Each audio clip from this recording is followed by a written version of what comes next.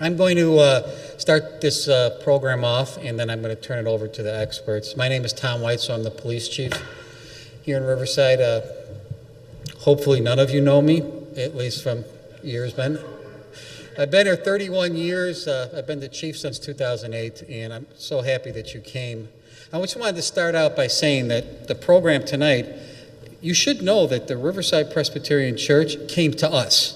This was their idea to partner with the Riverside Police Department and Fire Department. So I'm honored that we would have an organization in our community that sought us out to talk about this very important topic. And specifically, Steve Marcus and David Harper are the ones that have been dealing with my administrative lieutenant and the fire chief. So I think we owe them an applause. They did a great job.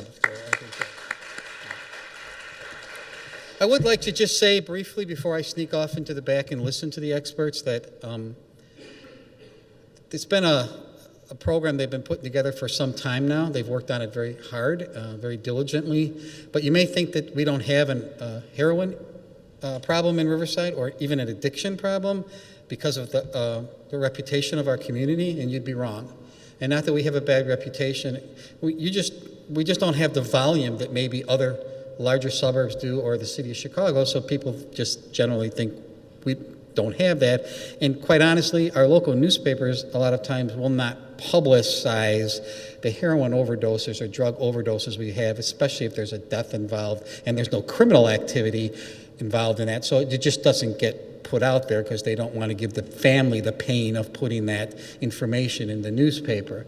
We have had heroin overdoses in Riverside. Our fire chief can tell you more about that, I think, during his presentation. It has happened. And we do have parents that walk into our police lobby and ask us for assistance on what they can do to get treatment or help for their son or daughter in most cases. And, you know, our officers have to be educated on what resources we can give them. So it's not only, you know, a thing where you're seeing the officers make heroin arrests. In fact, today that's pretty rare. I mean, the arrests that you see that we're making for drug arrests are on people that are really distributing it and are selling it. The possession or the addicts that where the parents come to us, they're coming to us for help. They're coming to us for advice and for reference, and that's what we've instructed our officers to do. And many times we seek the assistance of our on-duty paramedics or our fire department personnel that have just as much knowledge in this field as we do. So I would like to thank my operations lieutenant, Bill Gutchick, for working with the Riverside Presbyterian Church and our fire chief, Matt Buckley, who's here, who's also the deputy police chief in Lyons. So he has a great wealth of knowledge in this area also. So I'm going to turn it over because I'm not an expert, so I want to get in the back and I'm going to listen just like you are, and I'm going to turn this over to the panel. But I know that the representatives from the Presbyterian Church wanted to say a few words. But once again, thank you very much for coming. We're very honored that you would spend time with us. Thank you. It's all yours. Thank you very much. I want to thank you all for coming. My name is David Harper, and I'm with Riverside Presbyterian Church. And as a community church, we thought that we should be good citizens, and when we see an issue that belongs or deserves to get more attention in the community, we needed to do something about it.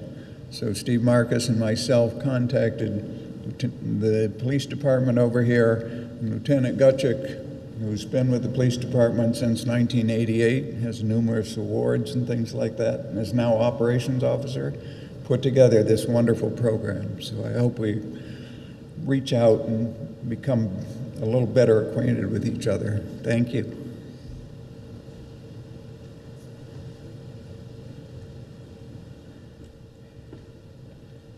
Good evening.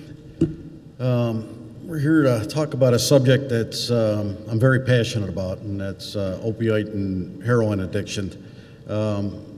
Don't sweat it tonight. I got 703 slides to go through. We'll get through them as quick as possible. I'm kidding. I got some very good information here for you.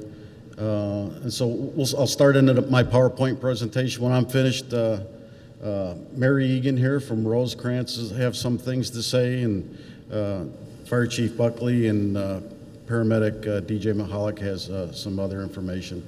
But I'll introduce everybody here in just a moment. Let me get my little clicker working.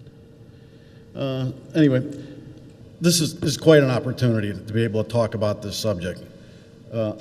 Many thanks to Steve Marcus and Dave Harper for approaching us to put this on. If it wasn't for them, honestly, I don't know if we would have came up with the idea. They approached us, thought it was a wonderful idea, and here we are putting on this educational seminar, you want to call it that. So who's here with me? Well, our audience, and I thank everybody for coming. Everybody here is obviously have some type of interest in this topic, and that's a great thing. I'm flattered to see that Riverside Cable's here, and this is going to be put on the local cable network. So we're going to reach a lot of people with our discussion here tonight. Along with me, Fire Chief Buckley, Paramedic Donald Mahalik, and Mary Egan from Rosecrans. We have Diane Cheney, she's in the back. She's a medical doctor. She's here to answer some questions that we'll be able to pose to her later on if needed. And then there's Frank Harris from Narnon, and he's sitting up front. I'll explain all of this as we keep moving on. So, what's this discussion about? This discussion isn't about law enforcement. The focus of this discussion is education. It's to educate everybody. I want to see if we could provide you the tools so you could recognize, see if this is happening in your family, or if you have friends or sisters, brothers, and you kind of notice these things happening in their family. I'll help give you the tools to sit there and help these people. This entire presentation is in a handout. There's plenty of handouts there. You're going to see a little folder up there. The whole PowerPoint presentation is there. Please take it. Use this presentation however you want. It's not copyrighted, anything like that. It's not property in me. I created it, but I want to share it with everybody. And the more people that I can reach about this subject, the happier I'm going to be. So if you want to take this and make copies of it, if you want to reach out to me and get a copy of the PowerPoint presentation, please feel free to do that. This is not something proprietary to me. I want to help people on this stuff. So this comes from where? Opioids. The majority of abused opioids come from a pharmacy, from your local pharmacy. It doesn't matter. Most of your opioids are prescribed. It comes right out of your medicine cabinet. Some of them are synthetically produced in other countries. Heroin, the big problem now. It comes from Burma, Afghanistan, Colombia, China. Put on there, this epidemic, it is not going away soon. And I don't think it's not going to be going away for a really long time. With that, but you know what? Who the heck cares where this stuff comes from? We care. We do care that it comes from police, but our general public, we can't control that. Hopefully our government steps in and they could take steps to help focus on the distribution from other countries and things like that. However, but when we're done here tonight, you're going to have the ability to recognize it. And I'll provide you some resources on what to do if this Grim Reaper shows up on your doorstep. And Grim Reaper, we better know him as Mr. Death. Let's be honest, the Grim Reaper is not a real good name here. But however, opioids, heroin, and especially fentanyl right now means addiction, and it's going to take you down that road. It's going to take you down the road to the Grim Reaper, and it's really sad. So, moving along here. Cuban cigars, heroin, and opioids. Okay, so I could put up here, I said, Cuban cigars, what? Is this Lieutenant Nuts? Okay. What does Cuban cigars have to do with this epidemic? Okay, but really think about this. Nothing really. Cuban cigars really doesn't have much to do with this epidemic, but the United States government managed to keep Cuban cigars out of this country for over a half a century. Why? So why can't we keep illegal drugs out, such as heroin? The answer is money. Money. There's not a lot of demand or major profit in dealing with illegal cigars. However, there's a huge demand and huge profits to be made with heroin. In 2013, $217 billion, that's $217 billion was spent on drugs. $217 billion. That's more than budgets of many countries. But think about that, $217 billion was spent out of people's pockets here in the United States. And where'd the money go? It went to the people who sell the drugs. It went to drug lords. It went to other people overseas. That's huge, huge dollars. Certain governments protect the trade. Opium is grown overseas in many countries, and certain governments will protect that. It's like growing corn here in Illinois. So obviously, Illinois here, we protect our farmers to grow corn because corn is something we need to eat. Well, other countries are producing opium, and the governments are protecting that because it's like their crops. So the big thing here is right on the bottom, it says street gangs sell it, okay? Gang violence is at all-time high because of competition, okay? Okay, this still bothers me a little bit, and we need to get rid of this misconception. But come on, people, gangs are not just a bunch of kids anymore hanging around causing trouble, okay? They are organized crime. They are organized crime. We can remember the El Capone days. Well, that was organized crime. Well, you know what? Gangs today are the exact same thing. They are organized crime, and they are the ones selling the drugs. That's why the violence is so high right now. These gang killings are going up and up and up, and young people are dying and dying and dying because it's competition to sell the drugs.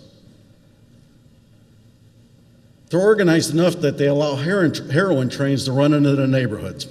I got down here at the bottom, I got heroin trains. Again, has this lieutenant lost it again? Cigars now trains, okay? But if you see this, and it's in the handouts, you'll see these links at the bottom. A couple of links we'll click on. The other links, please take them, research them at your home. Some of them go to videos, some of them go to really nice articles. Go to these links. Some of them are 40 minutes long videos that are very good. We just don't have time to show them here tonight. But anyway, if you see things like that, please take the time at home to research some of these. But heroin trains, let's talk about heroin trains. This sounds crazy, but you could sit there and research this in the paper, on the internet. The gangs have provided, see, the young people out in the suburbs, they got to get their heroin from somewhere. So they learned that if they drive to where they're going to buy the drugs from, and they get caught by the police, the enforcement phase of it, they take a chance of getting their car seized, their money seized, valuables seized, and they lose out on a lot.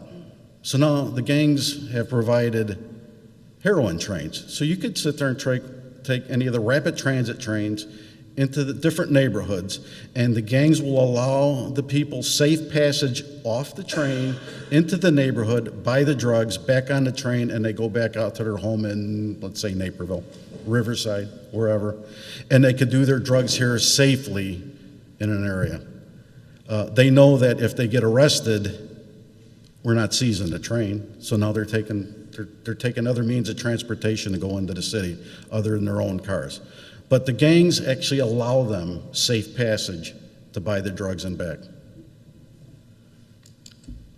How bad is the problem? This is so important.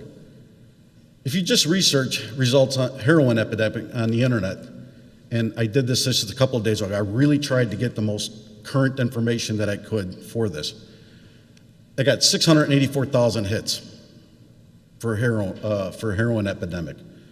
Recent quotes, this was published June 23rd, just a few days ago, 2016. The heroin epidemic in the United States users at a 20-year high. That was just a few days ago. There is really a huge epidemic of heroin in the United States. It is the highest definitely in the last 20 years. That's how bad things are getting. This past year, every major newspaper and television station ran a story on this topic.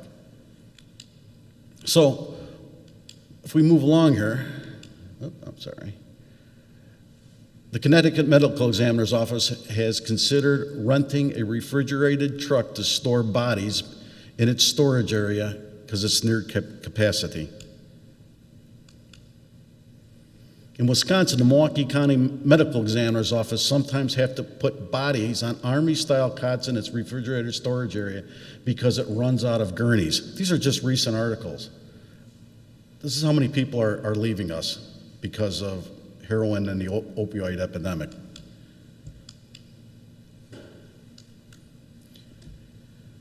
So think about this. U.S. gun-related and traffic crashes are running neck and neck at about 35,000 deaths per year. Doing some research, I found one running a little higher than the other running a little higher, back and forth. So we're right about 35,000 each.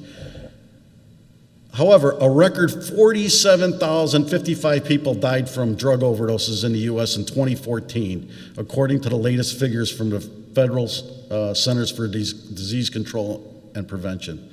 So I ask you, is there a problem? 47,000 people are dying in a year. So you think gun violence is high? You think traffic crashes are high? This surpasses it. So it's time to learn. It's time to learn a little bit about what this problem is all about. I believe that if you ask the average person their imagined description of heroin addicts doing their drugs, you may get this answer, okay? Some people sitting around on floors, leaning against walls, passing around needles or smoking something in a glass pipe. Okay, they're in a run-down, beat-up home, probably somewhere in the inner city. What I could relate to on an analogy for that is there was a very popular TV program just running back a couple of years ago where a chemist teacher was looking for his student who was in a drug house, and he went in there. Some of you might be familiar with this TV program, and he went into a home that was just like that. It was run down. There was drug addicts all over the place. There was graffiti all over the walls. It made a really powerful, emotional scene in this TV program. In all reality, got to go back one, I'm sorry. In all reality, in 2016, it affects the lower class, middle class, upper class, college students, high school students, blue collar, white collar, professionals, non-professionals. It doesn't matter who you are. It's impacting everybody. And it's right here. So the old saying is the apple doesn't fall far from the tree, but you know what? The apple is falling far from the tree now, okay? It's that one little apple, and you can see the Grim Reaper running after him there. He's coming from the depths of a fiery place, going after that lone little apple, and the apple is falling far from the tree right now. It doesn't matter how good of a person you are, how great of a family you got, things are happening nowadays, and we got to educate ourselves and be aware of this. So what happened to this person? Sad little apple. Okay, had good grandparents, parents, siblings, all good people. Solid or better than average education, bright future, all around good person. They're employed, but somehow got pulled down this road. The epidemic impacts families. It doesn't matter who you are. Entertainers, we'll talk about Prince later on. Law enforcement, I could tell you right now, I've been in law enforcement for 28 years, know a lot of law enforcement professionals. I know chiefs, I know police officers, I know detectives that have family members that have addiction problems to opioids or heroin. Politicians, medical professionals. We're going to be introduced to a medical professional here very soon. He's in a video. And school principals. I know a school principal, his son has a problem. Is it in your home? I don't know. But we're going to sit there and try to give you the tools here so you can maybe recognize this. Okay? This link, it's a very good link. Please click on it. This, I believe, was a very good article on our sons and daughters who are dying every day. Okay, this video here, to show you that, this video is 7 minutes long, so bear with me, okay? But this gentleman here was a neurosurgeon who got addicted to opioids. And somehow he turned his life around. I don't remember the exact number, but I think he's like 30 years clean now. But he tells you a story, his story, about what happened to him.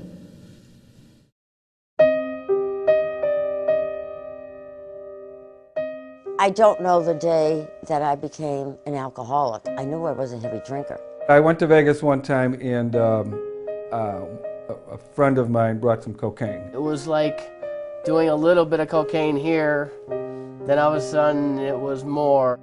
I was the last to find out that I had a problem. Everyone else around me knew. I was spending my days drinking and using. My wife had had it with me. She had filed for divorce. The house was up for sale. When I was drinking, I isolated my house because I didn't want people to see me in that condition. I couldn't walk, not because I was inebriated, not because I was drunk or drugged, but simply because my body was shutting down. Usually someone brings you into treatment, it's either your lawyer, your lover, or your liver, and mine was the lover. Brought me into the emergency room, as I recall, and that's the first time I met Dr. Reedy. I actually made the call to the New Day Center because of Dr. Reedy's reputation. I can remember the first time that I heard his story to a group, and he got somewhat emotional. Hearing Doctor tell his own story, if that isn't inspirational. As I was growing up, I never knew who I was. My first time with alcohol was when I got drunk. We were spelunking in a cave down in Missouri, a couple buddies of mine and I, and we decided we're going to have a jolly good time, and so we all bought a fifth. And it was a disaster. I lost my contact lenses, I hit my head on the cave, we got attacked by bats, and the next morning we threw up, all day. But my feeling was, wow, I really liked that feeling that the alcohol gave me.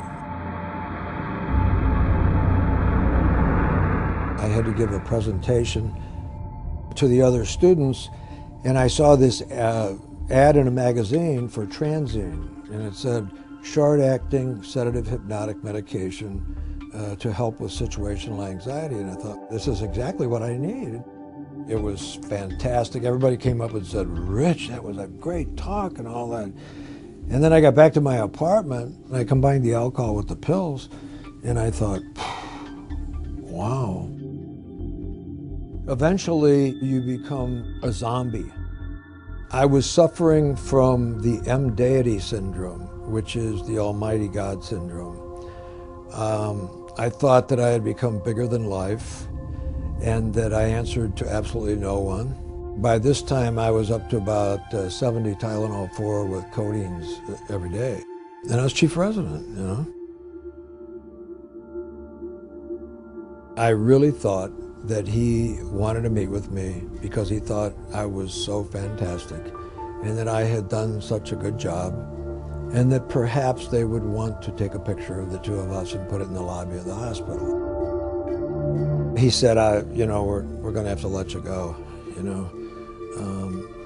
because we don't know what's going on, and I didn't know what was going on. I was in shock. Here, I thought it was a photo op with the chairman, and here, all of a sudden, I'm 4 years of college, 4 years of medical school, 1 year of internship, 6 years of residency. And so I went back to my little apartment and I drank. What an excuse to drink. Man, I drank, that day and the next day and the next day and the next day and the next day. I was on the verge of suicide down around Phil Schmidt's Frog Leg Restaurant down in Whiting, Indiana.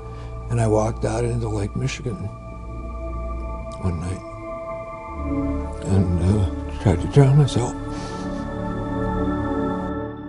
Something was holding me back,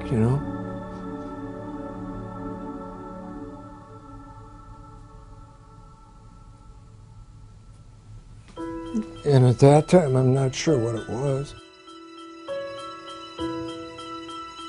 And then another couple of days went by, and I was sitting in a drugstore reading Us magazine. There was an article about Doug Talbot, who used to be with the National Aeronautic and Space Administration. And it was a simple story about his problem with alcohol and drugs. That is the first time that I understood what the problem was. I did a 2-year fellowship in addiction medicine, and when I got out of it, ironically, the position opened at Hinsdale Hospital. I rode my bike over there and hid it under the emergency room steps and went up and interviewed, and then later found out I got the job. God's back in your life. You got a great family. You got a job where where people like you and you like them, you're respected. Recovering alcoholics can volunteer in any agency and show up. They are responsible at work. They no longer drink and drive. The community is safer. I'm now trustworthy. My other niece and nephew, I was a couple of years sober, and we took them to the museums and the aquarium in the city. Those are all new experiences. After all, what parent, sane parent, right-thinking parent would entrust to 6, 7, 8-year-old kids in the hands of the drunken uncle? It's so rewarding. Seeing a broken human being come in. Some have lost their families, some have lost their careers, some have lost their jobs. Through this program, which has given us so much and truly gave me my life back, we are able to work with other people who were in our situation and to help them and help guide them through it as other people help guide us through it. As my mind started to clear and stuff, I eventually realized again that footprints in the sand thing wasn't some hallmark gimmick to make a lot of money, that there was a God up there who'd been carrying me for a long time. I love recovery and the people in recovery. I was placed in a position to be able to receive what I needed to receive, physically, emotionally, spiritually, and have been given all that I need and so much more.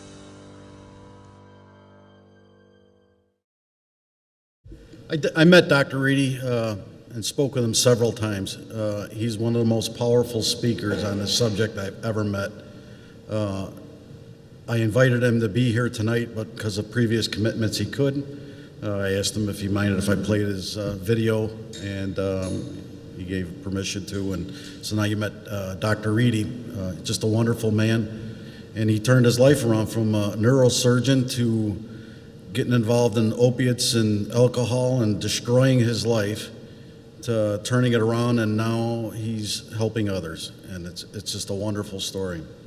So moving on here, drug addiction, it destroys the addicted person and their family. They cannot beat this addiction on their own. The opioid, heroin epidemic, there's no way they're going to beat this on their own. They'll be lucky to survive. And yes, it's that bad. This is a horrible, horrible epidemic. The age most impacted, it impacts every age group, but mainly 18 to 25-year-olds. So wait a minute, think about this. 18 to 25-year-olds. That's our college-age kids. That's our college-age kids. I mean, you could picture a college-age kid being in school, getting together with a bunch of friends at a party, having a good time, independence, doing their studies, and they go to a party and somebody convinces them to sit there and say, let's try a little heroin. I heard it's okay. And they try it and they go down this road. The Chicago metropolitan area outpaces the nation's rate of emergency room visits for heroin overdoses nearly 3-to-1 according to most recent federal statistics. That's us. Even more alarming is the fact that this epidemic is spreading well beyond the city limits. Since 2012, heroin has taken a life every 3 days in the Chicago suburbs, and the epidemic is growing quickly.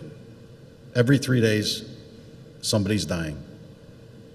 And that's from the Chicago Tribune, July 21st, 2015. Just to throw a little note in here, and it's just something to think about. But I was doing, like I said, I was trying to get the most recent information I could. And during this, I kept searching, and I ran across this. While researching this, I ran across plenty of chatter on the internet. And the question is, has the Middle East conflict arrived on our doorstep in a different form? You know, we talk about ISIS, Taliban, all these terrorist organizations. Well, places like Afghanistan are one of the places that are supplying the heroin to our country. And it just makes you wonder. It's something to ponder and think about. It's something to talk about. I can't prove it one way or the other, but maybe our heroin epidemic, the war, has come to our doorstep in a different form. I don't know. But it's just something to think about. It's something you could research on your own. So there is help, not only for the person with the addiction, but also their family. Narcotics Anonymous, Nar-Anon. Frank here sitting in the audience, he represents Nar-Anon. If you need later on ask him questions or anything, please don't hesitate to do so. There's a link there for you to sit there and go to Nar-Anon site. And then you got the Addiction Center. Again, internet search. Illinois internet search results for addiction centers, 474,000 hits. So there is help out there. Rosecrans. Mary came tonight from Rosecrans. Rosecrans is a wonderful, wonderful place. They work with us. They come to our roll call briefings, help educate our officers. They work very closely with the community, but they're no different than Gateway, Haymarket, or New Day Center. They all work really well, and there's just many, many others. I'm not recommending one from the other, but these are good places, and they're out there, and there's help available for your loved ones. So, Naloxone, this is a great thing. Opioid antidote to save a life. If you have a loved one who is using, you need this drug. Medic Mahalik, he's going to talk about this a little bit later on. Okay, he'll inform you a lot more about naloxone. Fantastic drug. You need this if you have somebody in your family that's abusing. Okay, so recognizing the problem. You know, somebody in your family, there's something just not right. You know, the hair standing up on the back of your neck. You heard these old sayings. You know, if the hair's standing up on the back of your neck and you're concerned about a loved one, chances are, you know what? There's something wrong. I'm not saying it's opioid or heroin addiction, but usually when something's telling you that there's something not right, there's something not right.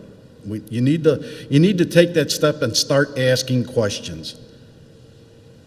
You missing items from your home, other family and friends missing items. You go over to a party at a friend's house. Later on, you get a phone call saying, "Hey, you know, your best friend's telling you that their nice watch is missing." You find them pawn slips in your loved one's room. Loved one making excuses for needing cash all the time. It's one excuse after another. And now you sit there and you approach your loved one and you start asking them questions, and it's a lie. You know it's a lie. And it's lies upon lies upon lies upon lies. Your loved one becomes a professional liar to you, and they're very believable on what they're telling you. And the reason why you believe them is because you love them. You love this person. You love this person with all your heart, and they keep lying to you, and you sit there and say, "I know there's something wrong. I know they might have a drug problem. I love this person so much. What they're telling me sounds about right," so you believe it. They get arrested. That part of the enforcement phase kicks in. They get arrested for something. And right away, it's somebody else's fault. It wasn't my fault. I just happened to be in the car with my friends. They actually had the drugs, and we all got charged with it. Well, you better wake up and listen to what's going on. Start digging in a lot deeper. Start asking questions. There's help out there. The addict needs money. They need money to buy their drugs. And they'll do stupid things, including crimes like armed robberies. You think your son, your daughter, your brother, your sister, you know they are good people deep down inside. And all of a sudden, one day, you get a phone call from a local police department, and that person sits there and says, "I have your son, daughter, loved one under arrest for armed robbery." And you don't believe it. It can't be them. It's impossible. I know this person. Well, you know what? If they're addicted to opiates or heroin, they do silly things because they need money. And they're not thinking at the time when they do these crimes, and they will ruin their life. The only thing I'll mention about enforcement phase of this, because this is not the focus of this, but the enforcement phase, you get arrested for possession of heroin or possession of opioids or do something like an armed robbery. It's a felony. If you get convicted on it, it never comes off your record. It's not expungible. The only way you get it off your record is by a pardon. Recognizing the problem still. They lost their job. Poor job performance, drops out of school, big drop in grades, always sleeping late, always sick. They're always sick, always got a cold, always something wrong. They can't make an event, they can't do this, they can't do that, because they're always sick. They lost their old friends, the old good friends. They're gone now. They're not hanging around with them anymore. And all of a sudden, there's new, unusual friends in the picture. So we're still recognizing the problem here. So, constricted pupils. I got a photograph, and it's in the handouts. You see constricted pupils. They're very, very tight, okay? Obviously, if you start finding strange prescription bottles with somebody else's name in your loved one's room, bedroom, wherever in the car, there's going to be a problem there. Droopy eyelids, fresh puncture marks. You see the person with the arm here with the puncture marks. That's a real bad example, but sometimes they're not as noticeable as what you see there. So be aware of puncture marks. Slow, low, and raspy speech. Slow is the key. When you're talking to somebody, it's like somebody put a recorder on slow and you're talking to them and it's like, what did you say? I don't quite understand what you're saying. Now you've got other things here. You wonder where your bike went? Has your bicycle disappeared? Was your unlocked car gone through and only change taken? Have items disappeared from your garage? Was your home burglarized? They put on here strange. They only took jewelry and cash. The TV was there. The DVR was sitting there. The computer was sitting there. Laptops were sitting there. They only took jewelry and cash. Why do they only take jewelry and cash and take things? Because they could put them in backpacks. They go into your house. They're in, they're out. Put stuff in the backpack. They're not noticeable. They'll look real funny if they're walking down the street with a big screen TV, but they don't look funny with a backpack on or back on a bicycle. And then you got pawn shops. You've probably noticed pawn shops have sprung up all over the place. That's because they need a place to sit there and take your property and sell it for money, for drugs.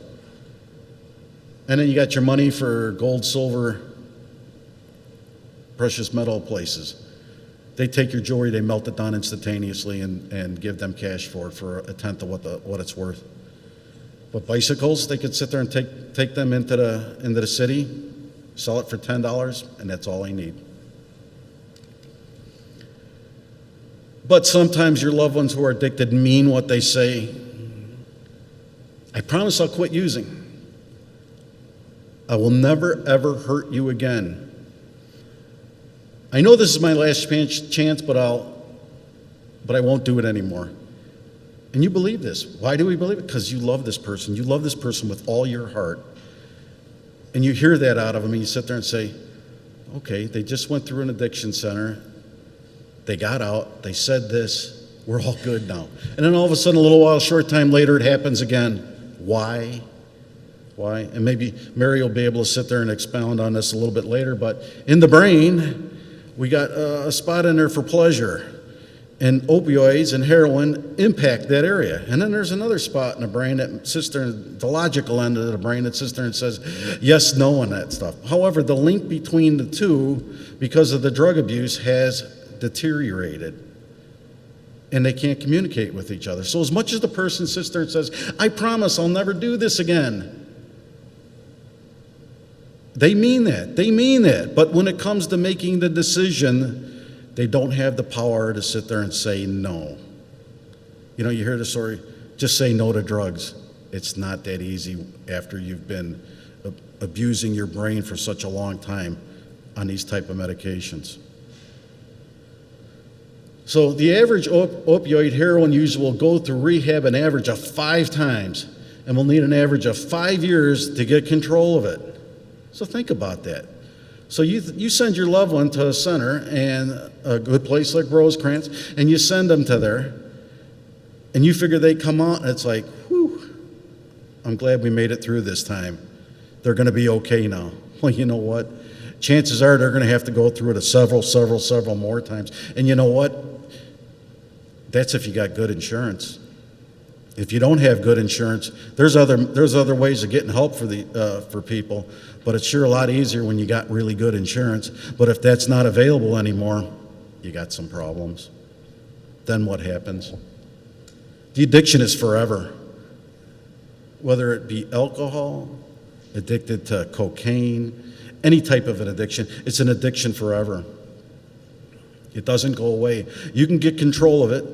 Somebody like Dr. Reedy, he's got control of it. But when I spoke to him, he sat there and said, even after all of these years of being off of the opioids, he even runs a center helping others. He still once a week goes to an NA meeting. That's something to think about. Even after all these years, he knows that he still needs the support of somebody else to help him. So it's time to learn some more. Now we're moving into the big depths of things here. Opioids. They're medications that relieve pain. They reduce the intensity of the pain signals reaching to the brain, and the brain areas controlling emotion, diminishes the effects of painful stimulus. The medications that are like that are hydrocodone, Vicodin, oxycodone. There's several of them here. Hydrocodone products are the most widely prescribed for a variety of painful conditions. I'm not going to read the rest of that, but however why do you get these medications? It's because of a doctor prescribing them, because you hurt yourself, you injured yourself. Our soldiers coming back from the war, they get injured, they get prescribed this type of things. Why are opioids abused? Overprescribing by doctors for pain relief. So we're going to get into what was happening here for a long time, and the government has put controls in place to help prevent opioids from being abused. It still ain't good yet, but we're getting there. Opioid medications can produce a sense of well-being and pleasure because these affect the brain regions involved in reward. We talked about that. It's the pleasure area. Sometimes they're diverted for non-medical use by patients and friends, sold on the street. So somebody gets a opioid prescription, be it whatever, oxycodone, and they'll sell it on the street for $5 a pill, and they make a lot of money off of it. Patients finding that they're addicted often scam their doctor into giving them more pain medicine. A property of opioid drugs is their tendency, when used repeatedly over time, to induce tolerance. Tolerance occurs when the person no longer responds to the drug as strongly as they first did. This chasing the dragon is opioids, heroin, just about any drug. Please, I beg you, when you get a moment, this is a 40-minute video link on the bottom here. Go to it. Take one of the booklets here and make sure if out of all of these links, go to this one, watch this video. Chasing the dragon is so the first time the drug user sits there and uses, let's say heroin, it brings them up to a certain high. That person gets to a certain level. Well, the next time they use it, they almost get to that level. Not quite the same as before. And the next time they use it, they almost get there again, but they're not quite as good as that first time. So what do? They take more of the drug. And then they take more of the drug. That's called chasing the dragon. They keep trying to reach that first time feeling because that first time feeling was so incredible and they can't quite get there. And now we'll talk about fentanyl a little bit later on, but that's the kicker to get them back to that level. But fentanyl's a killer. Commonly abused: Oxycontin, Codeine, Methadone, Vicodin. You've probably heard a lot of these drugs. A lot of these drugs we've probably taken. I know I had rotator surgery on my arm. I was prescribed Vicodin for a period of time. My doctor watched me very closely so I wouldn't become addicted to it. I never had a problem with it, but a lot of people do. What you also have to consider is, even if a person's been off of drugs, somebody like Dr. Reedy, who's been off the pills for a long time, if he went to a dentist and had a tooth pulled and the dentist prescribed him a drug like this to deal with the pain, it would send him spiraling right down that same road again. What to do? Let's get the drugs out of the medicine cabinets. If you still have a need for this type of medication, secure it in a location not accessible to others. The reason why I say get it out of the medicine cabinets and secure it somewhere is because, okay, in your home, your family might be well established and there is zero problems there, okay? There's no worry. Everything's going great. But however, you have a party over at the house, and people come over and they use your restroom.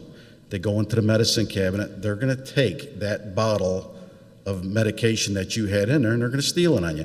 The biggest problem being is you probably had that medication for some surgery that you had a long time ago, and you even forgot it was in the cabinet. And they steal it. You know what? You don't even realize it's gone.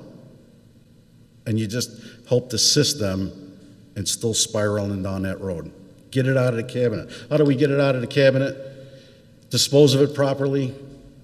Community drug take-back days. Here in Riverside, we sponsor, I bet you 4 or 6 a year between the DEA and the county. We have community drug take-back days. We try to publicize it as much as we possibly can to sit there and get the word out. Keep an eye out for these things. If you have unused medication, no matter what it is, get it out of your cabinet. It's a good thing to get it out of there. You can get it to us. And there's also other areas. Go to this link. It'll bring you to other areas to sit there. If you want to get it out of your cabinet tomorrow, you can go here and it'll tell you areas within Cook County to be able to get rid of your medication. Families, friends, neighbors, guests, to support the addiction, they'll steal it. And like I said, most of the time when they steal it, you don't even know it's been gone. So the pressure's on. The federal and state governments applying pressure with law changes, the way the doctors can issue prescriptions and how the prescriptions are obtained. Now, these type of prescriptions, they go through the internet electronically. But the way it used to be, and they're starting to get control on it now, it's starting to slow it down a little bit. But the patient, what would happen is the patient would get a prescription from Dr. A for 30 days. Then that patient, in a week or less, would turn around and go to Dr. B, a different doctor, and get another 30-day prescription of the same medication. And then he'd turn around a week or less later and go to Dr. C and get another 30-day script. And then same thing, a week or less later, go to Dr. D for another 30-day script, and then turn around and go back to Dr. A 30 days later and say, I need more. And Dr. A never even knew that this patient has seen other doctors in between and gotten the same script. And the patient is abusing and abusing and abusing more and more and more. But now they're starting to get controls in place that the pharmacies are starting to talk to each other and things like that, so they know that, hey, he's getting another prescription refilled too soon. And they're starting to get some pretty good controls in place. It's not perfect yet, but it's getting there. It's getting more difficult for this type of thing. Okay, so what happens to the opioid addict who can't readily obtain the pain medication? By doctors are stealing it. They turn to heroin, and this is what happens. It happened to a lot of our soldiers who were fighting the battles overseas.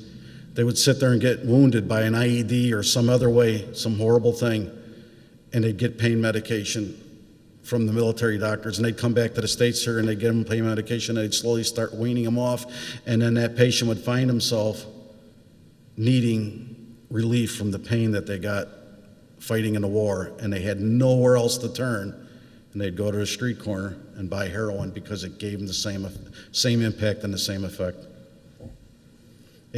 Heroin is cheap and it's easy to obtain. So we talk about heroin. It's very inexpensive, $10 for a little bag that size. I'll put up front here, if at the end of the thing I have these little small baggies, so if you want to see the size of it, they're the size of a stamp bag. A little bag like this is $10. Okay, so you can imagine when your bike disappears, they're getting a little bag that's $10. So you'll be able to see, if you start to see these things in your loved one's room or an area in the car, you find them on the driveway around the house, there's something wrong, start asking questions because somebody's using in the area, okay? There's also little folded paper bags. I have a picture of them a little bit later on. But these are probably the most readily available, and you'll see these things. Please, you start seeing this stuff showing up, we have a problem. And the user described it as, it was the most incredible feeling I ever had. I was hooked the first time. That's how powerful this drug is. And it's no lie that using heroin the first time will get you addicted. Heroin, let's talk about heroin, okay? Usually begin by smoking it and snorting it. Then they progress to injecting it, arms, legs, between toes, anywhere they could find a vein, because they blow up their veins, so they have to start searching anywhere on their body to sit there and try to inject this inside of them. And I put as a little caveat here on the side, heroin-laced cannabis. And everybody goes, heroin-laced cannabis? What the heck is that?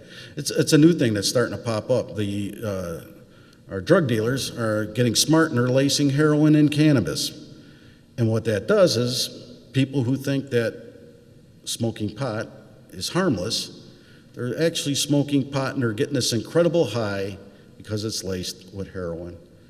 And what happens after they smoke it a while and they go back to regular cannabis, they're finding out it's not doing it for them anymore. And they have to start graduating to smoking it, snorting it, shooting it in their arms. So the drug dealers are getting smart. To make more money, they want you addicted to heroin. This is a video here. This just shows you some of the effects. It's very short of a young lady here who's on heroin.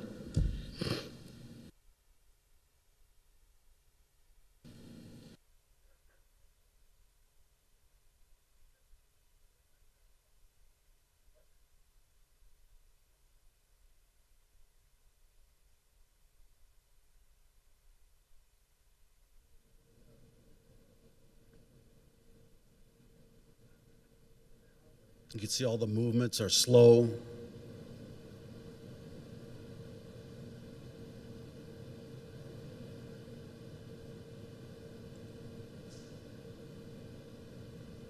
We can move on to the next one.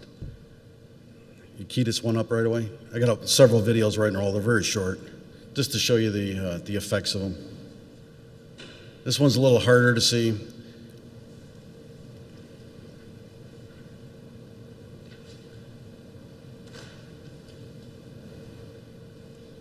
Just remember, if your loved one's acting this way, it's not because they're telling you that they're sick and they don't feel well. It's because they're under the influence right now. And if you want to cue this one up.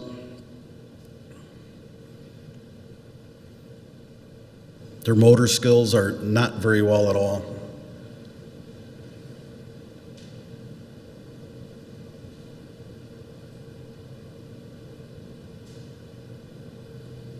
You can see there by the way he's bouncing back and forth, he wants to sit back up and can't.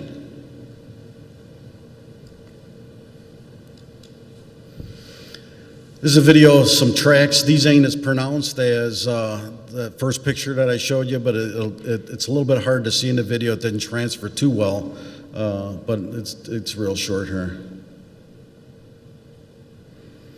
But you can see his arms there.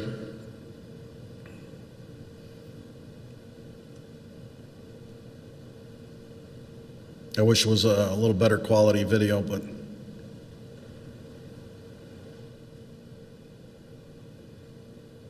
you know, it's very similar to like when you get a blood test from your doctor, leaves a little red mark.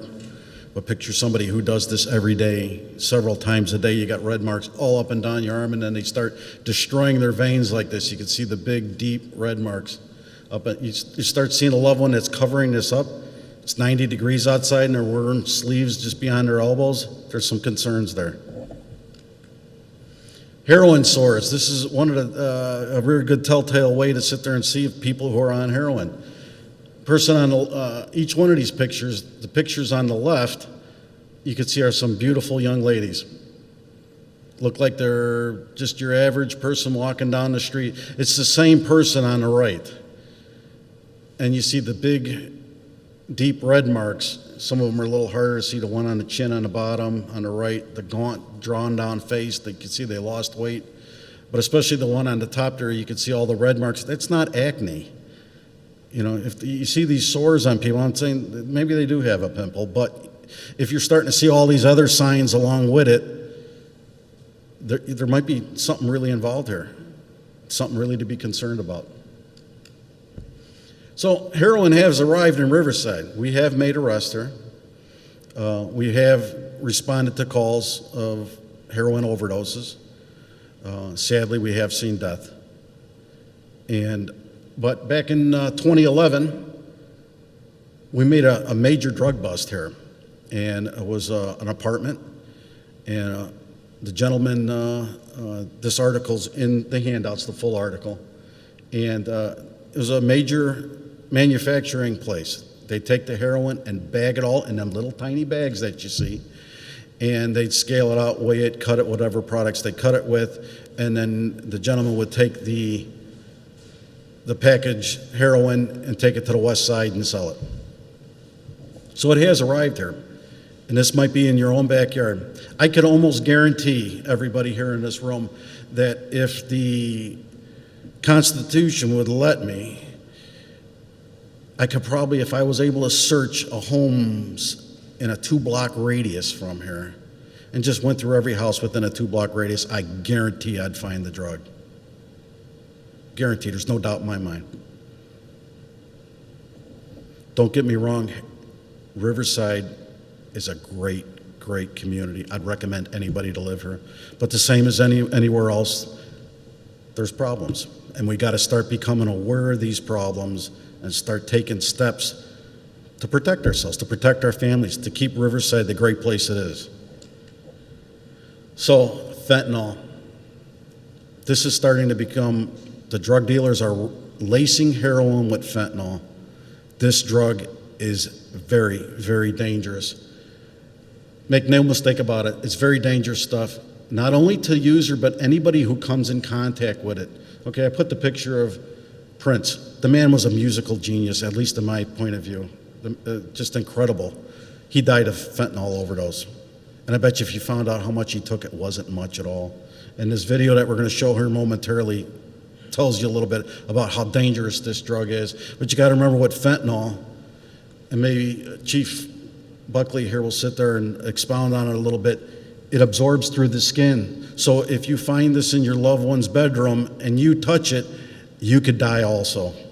That's how dangerous this stuff is. And it's very small amounts. In this video you're going to see a little glass jar with little tiny crystals in it, very little bit. That amount of fentanyl that you're going to see in this video will kill you. I'm Jack Riley, Deputy Administrator of the Drug Enforcement Administration, and I want to take a minute today to talk to you about something very important. As a matter of fact, it could kill you, and that's fentanyl. Fentanyl now is being sold as heroin in virtually every corner of our country. It's produced clandestinely in Mexico and comes directly from China. It is 40 to 50 times stronger than street-level heroin. A very small amount ingested or absorbed through your skin can kill you. Many times people that purchase this on the street or sell it on the street have no idea it's fentanyl and just how deadly a minute amount can be. But don't just listen to me. Listen to these two hard-working cops in which fentanyl almost got the best of. In the process of sealing the bag, just out of force of habit, I grabbed the bag and I closed it up, forcing the air out of it so I get a good seal. And when I did that, a bunch of it poofed up into the air, right into our face, and we ended up inhaling it. I felt like my body was shutting down. People around me said that I looked really white and lost color. And it just really felt like, thought that was it. I thought I was dying. That's what my body felt like. If I can imagine or describe a feeling where your body's completely shutting down and preparing to stop living, that's the feeling I felt. You actually felt like you were dying. You couldn't breathe. Very disoriented. And everything you did was exaggerated in your mind, I guess. It was the most bizarre feeling that I never ever would want to feel again, to be honest with you. And it was just a little bit. It was just a little bit of powder just puffed up in the air. It wasn't like the whole bag had dumped out or anything like that. It was just a very minuscule amount. And that's the scary thing about it. It was so quick and such a small amount that we didn't even have time to think. And finally, again, fentanyl can kill you. I urge you, if you encounter this during your daily duties, please don't field test in your car or on the street or take it back to the office. Transport it directly to a laboratory where it can be safely handled and tested. And one other thing, fentanyl can kill our canine companions and partners just as easy as it can humans. So please take precautions for their safety too. Thanks for listening. If you need any more information about fentanyl, please call your local DEA office. Appreciate the time. Stay safe out there.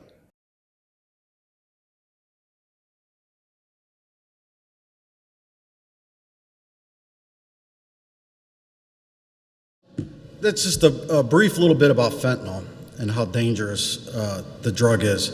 You can see that little bit, how such a small amount could kill you, how dangerous this drug is. After I seen this video, and this video was just released, I put out a standing order to the officers here that they should run across this product, not to process it in our facility. Any type of drugs that we get now, we bring it into the police department, they bag it and seal it up and everything like that. I have a standing order that that's not to happen. We're to make arrangements right away with the state police crime lab and take it directly to their location, because we don't even want it, the product. Because even a little bit that would spill accidentally on a counter and then somebody else rub across it could kill them. That's how dangerous that drug is. And our drug dealers are lacing that with heroin to our family and friends that are addicted. It's dangerous. The biggest thing about fentanyl is a heroin user that goes through a program and gets sober and they falter and go back to using, and the first time they like that tolerance level, so they start using more and more and more. Well, after they go through rehab and then they come back and do use again, they go back to that same level, and it's a dangerous level, and if it's got any fentanyl in it especially, it'll kill them. That's where people stop breathing at. Whoop, gotta go back one. Anyway, so when I was putting together this presentation, Steve and Dave posed some questions to me. I guess it came from somebody here. And I figure some of these we could probably answer here today. A lot of them I've covered, but I just want to brush across these real quick. Why has heroin become so popular? I think we already answered that. It's cheap, inexpensive, easy to get. People use it, and they don't realize how deadly it is. How would someone recognize a heroin overdose versus an epileptic seizure? Well, you could see from them videos, an epileptic seizure, if somebody's shaking like this, compared to, you see these people on heroin and the short videos that I show, slow movements, they're falling over, deliberate. They're two totally different things. Can an addict be rehabilitated? An addict can get control of this, but they're always going to be an addict. Dr. Reedy's an example. He's gotten control of it. He's been sober for a long time. I met an addict, 12 years sober, wonderful, wonderful man. He told me a story that he's been through 2 marriages. His first marriage and children, he ruined it so badly that his ex-wife and children have nothing to do with him. He doesn't even know what they look like. His second marriage, the ex-wife won't even talk to him, but at least he regained some composure and has his kids all the time now. They have contact with him all the time. Fortunate for him. He's 12 years sober, but he still goes weekly to meetings to help himself. Can a user be subject to various diseases? Oh, absolutely. It breaks down the immune system. That's where heroin sores come from. Can other diseases, they share needles. We're talking AIDS, deadly, hepatitis, things like that. How does heroin affect the immune system? Well, it breaks it down. You've seen these people, you've seen the pictures. Mary, would you be able to explain that a little bit more? I'm not prepared to answer that, no. Okay, I'm sorry. The immune system? Yeah. How it affects I think people with addiction are not taking good care of themselves, though. There you go. And so, they're not eating right, they're not sleeping right, and so they're using substances, and so it would affect their immune system. I don't know if the doctor has other answers to that. No. That covers it?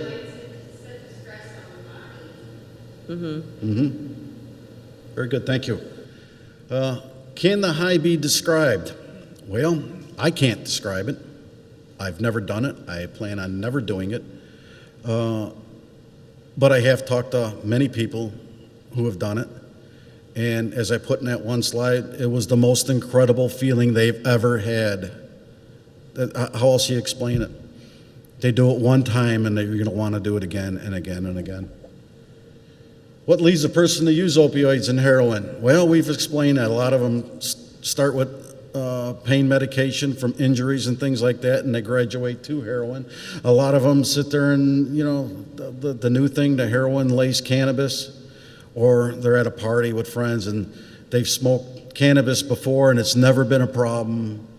Let's try a little bit of heroin, and they go down that terrible road. How's law enforcement dealing with the epidemic? Well, I tell you what, we're doing a bunch of different things. Besides the enforcement end of it, taking that out of the equation, the Junior Women's charity here in Riverside was wonderful in getting us money to buy Narcan kits, which DJ here is going to sit there and explain a little bit more. So we've reached out that way. This presentation in itself, to educate people, we're reaching out to educate people on this problem. There are so many different things that we're trying to do to address this epidemic besides the enforcement end of it. But on the criminal end of it, the court end of it, they recognize the problem. And now for small amounts coming into the court system, they're throwing the cases out. And you sit there and say, whoa, they're throwing the cases out. Why would they throw the cases out on something like this? These people need help. Well, that's exactly it. They need help. And the court system realizes that. And it's a deal they make with the people to sit there and say, we'll throw the case out. It'll go away. But they have to meet certain criteria. They have to go to certain schooling. They have to go to addiction centers. They have to get sober, and it's a certain criteria that they have to meet. It's very hard to meet this criteria. And if they successfully do it, the charge is wiped away. However, that's a one-time chance. Beyond that, then the court system gets involved and starts hurting people. So, what's the last one? What can you do if this shows up in your home? Well, it's exactly what we're doing here. I'm telling you, the best thing you could do is, first of all, educate yourself so it doesn't show up in your home. Talk to your loved ones, your family, your friends, everybody that you know, and sit there and say, hey, this is out there. There's probably not a person in this room who hasn't heard it on the TV or hasn't heard it on the radio about the heroin epidemic right now. So if it's being thrown in your face this much, it's got to be bad. So educate yourself. Make sure everybody's aware of it. And that's how you're going to get it out of your home. However, if you got a loved one that shows up in your home and is going down this road, there are so many things that you can do. They can't beat it on their own. I'm going to tell you that right now. They'll lie to you and lie to you and lie to you, and it's going to be impossible. They have to reach out to a place like Rosecrans. They have to reach out to a place like Gateway, Haymarket. There's one of a number of centers. Even a place like Dr. Reedy runs, the New Day Center, they have to reach out for help. Turn on that medical card that you got in your wallet. There's probably a little number on the back of that card that sits there and says substance abuse. Don't be embarrassed. Call that number and get some help. So let's try to get that apple back under the tree where it belongs. You probably have a good, solid family. And that apple rolled away for some reason. But if you take these steps, we can get that apple back under the tree. And you can see that little Grim Reaper, he's running away now, all right? But I didn't take him totally off the picture for a reason, because he's always going to be there in a little bit of some way. Because if you have somebody that's addicted to this stuff, that Grim Reaper's always going to be hanging around. You just have to give that person the tools to keep him away, keep him far enough away. And that's it. And now I'll be kind enough to turn it over to Mary Egan from Rosecrans.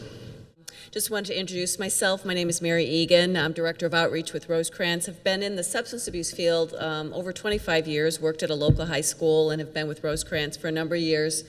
What I like about what I do is that I work with our staff in the Chicago offices to help families at that initial stage. We do assessments, and families and individuals come in at the very beginning trying to find answers, what to do, what are the next steps. And so we help families kind of take those first steps. I know that help is possible, recovery is possible, treatment works, but it's not an easy road. It's not an easy road at all. Just wanted to cover a little bit about what is addiction, because nobody plans to be addicted to any drug or alcohol. No one wakes up in the morning and says, I want to be an addict. And most people want to avoid that. So I want to just talk just some basic kind of facts about addiction. Addiction is a disease. It's a brain disease. It's progressive, chronic, can be fatal, and has symptoms. And one of the symptoms is that your life starts to deteriorate as a result of using drugs. It's progressive. It usually starts in adolescence. So when we talk about heroin addiction, people typically don't start with heroin. People start with other things, and it starts with teenagers typically who drink or smoke before the age of 18, and most addiction starts at that young age.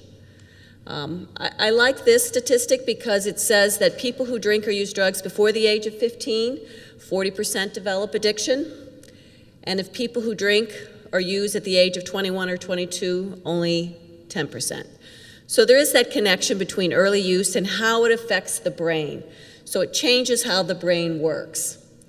Addiction's progressive. It includes cycles of relapse and remission, and without treatment or recovery, addiction can result in disability or premature death. So it doesn't just start with heroin again. It starts maybe with alcohol or marijuana or prescription pills and progresses to some of these other things. No one plans to become addicted. What we tend to look at is when the drug becomes more and more important over time and people start to lose control over their use. I do a lot of assessments for young people, and if I had a nickel for every time somebody told me, when I know it's a problem, I'll stop. Well, that's kind of the problem, right? That they can't control it anymore. I had an assessment last Friday, a young man, and he was addicted to ketamine, and he talked about that he recognized he had a problem because once he got it, he could not stop. That's a symptom of addiction. Tolerance develops, we have withdrawal. I wanted to talk a little bit about the risk factors because, again, nobody plans to be an addict. It starts at a very kind of maybe young age for some people. So how do you recognize it? The lady earlier was talking about in the high school and education. And so we want to understand what are those risk factors. So one of the risk factors is if somebody starts using at an early age, it changes your brain. So it takes your brain until you're 23 to 25 years old for the brain to fully develop. The younger a person starts using, the greater the chances of addiction. It's that front part of the brain that is affected by drugs and alcohol.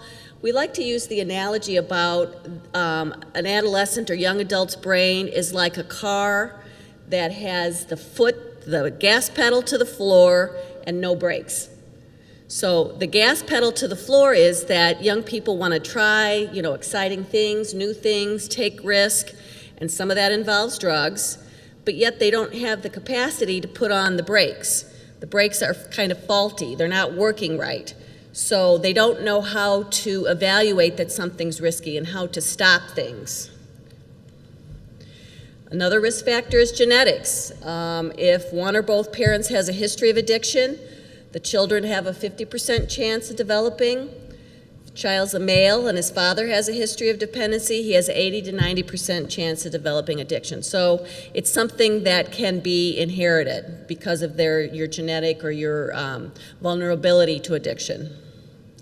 Another risk factor is environment. So when we have issues going on with chaotic home or abuse, we know that trauma, people experience any kind of traumatic experiences, they're at risk for addiction. When drugs are available, Lieutenant Gutchick was talking about easy access to drugs. It becomes something that just becomes normal when it's available and people want to try and use. If parents use, that could be a risk factor in their attitudes. We see a lot of parents who come into our offices at Rosecrans and they say, this has been going on for a lot of years, but I didn't really quite put the pieces together, or I didn't think it was a problem. And so one of the things is that people have to recognize the risk factors for addiction. If kids' friends are using, you know, one of the factors that we look at when we're looking at the beginning stages is if a person's peers are using drugs and alcohol, then that can be a risk factor because people want to, you know, hang out with people who are doing similar things. The media, you know, we're seeing lots of things about drugs and alcohol in the media, so that can be a risk factor, that it becomes normalized, that people don't see it as a problem.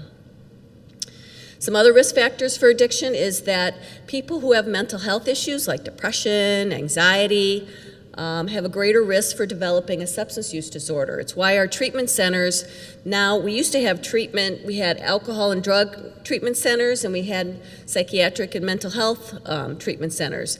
And now we've combined, we recognize that these issues are intertwined, and we need to treat people in a way that recognizes that maybe when somebody's depressed, that's when they use drugs or alcohol, or when somebody's anxious, that's when they use drugs or alcohol. We know that people with PTSD or have experienced trauma are 80% more likely to have a substance use disorder as well. That's a risk factor. Trauma can change the brain and how you react to things, and people tend to use drugs or alcohol. Another risk factor is that if somebody, one of the things when I do an assessment is I ask people how they use drugs. So if somebody is using in a way that maybe is snorting, injecting, inhaling, I know that that indicates progression, that they're using to get that feeling as quickly as possible. Some drugs are just more physically addicting.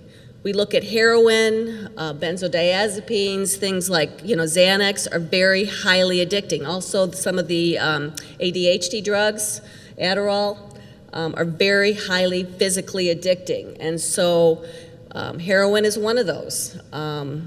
Once people think again that they can control it, I've had many young people say, well, you know, again, I'll recognize when it's a problem, and start to experience some of the withdrawal symptoms if they're not using, and, you know, within, you know, a month or two can become addicted to heroin. Again, early use, available, and when things are cheaper. And I think that's one of the things that has fed the heroin epidemic is that there was a shift that heroin became cheaper and people were able to access it because it was easy to obtain. Lieutenant Gutchick talked about this. It can be smoked. Heroin can be smoked, injected, or snorted. It comes from the opium poppy. I wanted to put this slide up here because years ago we looked at heroin as more as black tar heroin that people had to cook and inject, and there was the shift to the white powder that people could snort. And so people tend to think that, you know, this is not as dangerous as when you inject it. So people who are addicted, more likely to be addicted to heroin. So, again, people don't start doing drugs by just doing heroin. People start by using, most people, by using alcohol or marijuana. You know, there's people who say that most addiction starts with, you know, a drink of alcohol in a red Solo cup in somebody's basement, or, you know, a puff of a joint in somebody's backyard. So people who are addicted to heroin, people who are addicted to alcohol are 2 times more likely to be addicted to heroin. People who are addicted to marijuana are 3 times more likely to be addicted to heroin. Cocaine, 15 more times. And prescription opioid painkillers. And so I just want to be very clear on that connection. People, again, typically don't start with heroin. People might start with alcohol and marijuana. They might progress to these prescription pills, maybe because of an injury, and those kinds of things, become addicted. The opioid painkillers like Oxycontin, Vicodin, and those things, they can't get that prescription anymore, and they move on to heroin. That is one of the biggest risk factors, is having those prescription pills to use. I remember many young people coming through our office starting with this painkillers and becoming addicted and moving to heroin quickly. Where do people get these drugs? For the pain pills, If you look at that slide, 56% obtained free from a friend or relative. So it's not always the scary person out there. It's from our friends and relatives. That's where people get pills. They're looking in people's medicine cabinets. I remember a young woman talking about that her one period of addiction was fueled by Aunt Debbie's medicine cabinet. So the next biggest slide is from one doctor. So people are starting these things, you know, not necessarily on the street, but from our friends, neighbors, and from doctors. Signs and symptoms, I just wanted to quickly go through these, just to point out a couple things that Lieutenant Gutchick did not talk about. So there are changes in kind of how they're acting, and it can be very subtle, as our lady in the audience talked about. It's not always very obvious, and so sometimes, especially with teenagers, people think, well, maybe this is teenagers, or maybe this is just something going, you know, on. You know, friends, if friends are using, obviously is a risk factor. When people start losing things around the house. One of the things that I always like to talk about and mention to parents is that when you find any kind of paraphernalia in your home, any kind of drug-related paraphernalia, and anything related to drugs and alcohol, there's a good chance that your loved one is using. And people go to great lengths to hide things, but that is a very strong risk factor. And I wanted to mention side effects because this comes up in our office too. I remember a mother who talked about that her son, I think he was a junior or senior at a high school, and baseball player, you know, good student, good athlete, and he became addicted to heroin, and he didn't want to tell his mom. His mom didn't have any clue, and he decided that he was going to stop over Christmas break because he was starting to use, and if he didn't use, he would start to experience withdrawal symptoms, things like cold flashes, diarrhea, muscle, bone pain, vomiting, insomnia. And those are also symptoms for a very bad case of the flu. And her son started having these symptoms. He was trying to tough it out, but it got very bad, and it went on for a while. And finally, she took him to the ER, and they did some tests, and the doctor came out and said, your son tested positive for opioids. She had no idea.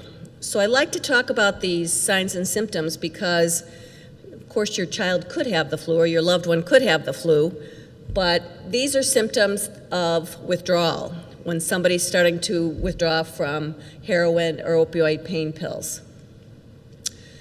People slow down, everything slows down. I remember clients nodding off in the office. You're also seeing a lot of these commercials on television now for opioid-induced constipation, and they're kind of silly in a way, but it makes me think about that opioids and heroin slow the body processes down, and one of those is your digestive system. You'll see on this chart that overdose deaths have really risen greatly, and the population most at risk for heroin or opioid use are the young adults. So this is a stage that we look at that usually ages 18 to 30. And, you know, young adulthood has changed in our society. Used to be, in a lot of our generation, 18, you graduated from college, or from high school, you were expected to go out, get a job, go to college. From college, you were independent, you were on your own.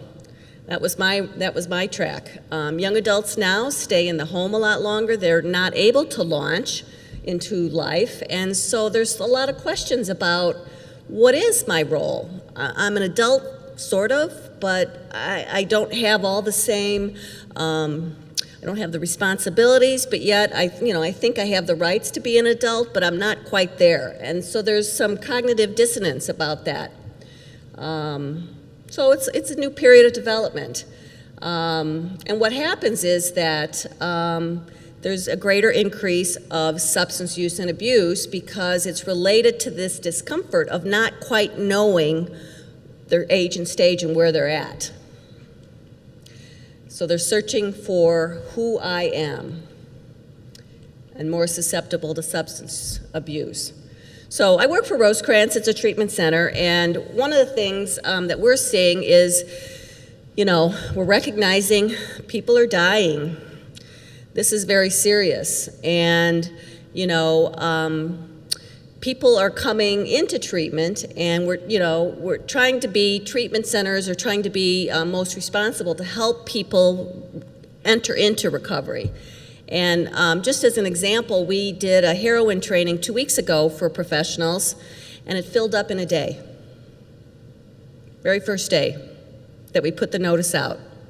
And so professionals are trying to learn some more because they're seeing so much of this in their role. So this training was attended by police officers, fire department, counselors, therapists. And so we are now doing 3 more heroin trainings this summer for professionals, all over the Chicagoland area to address this issue. So what works and doesn't work? And I took these slides from this training, and, just as a kind of a quick overview that, we want to look at the client not as a bad person, but a person who's gotten into this dependency to drugs and alcohol.